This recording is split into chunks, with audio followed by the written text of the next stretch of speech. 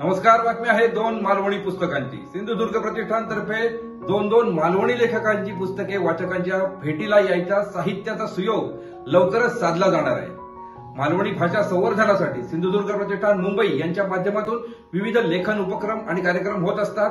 सिंधुदुर्ग प्रतिष्ठान मुंबई यांच्यातर्फे मालवणी बोली भाषेच्या संवर्धनासाठी आपलाही खारीचा वाटा अशा संकल्पनेतून नवीन मालवणी लेखकांची पुस्तके प्रकाशित करण्याचा उपक्रम जाहीर केला गेला होता. कोरोना काळामुळे तो पूर्णत्वास गेला नव्हता.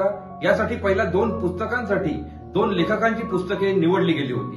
यात पहिलं पुस्तक होतं लेखक प्रकाश सरवणकर यांचं गझालीतील माणसं, तर दुसरं पुस्तक होतं लेखिका पौर्णिमा गावडे मोरजकर यांचं गझाल गाथन.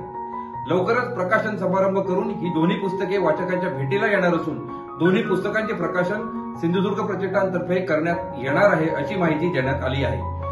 या पुस्तकांच्या प्रकाशनपूर्व नोंदणीसाठी प्रकाश सरवणकर 9869280660 व अनिल अठलेकर book@click 097621629242 यांच्याशी संपर्क साधावा असे सिंधुदुर्ग प्रतिष्ठान मुंबई यांच्या वतीने कार्याध्यक्ष राजेश राणे यांनी सांगितले आहे.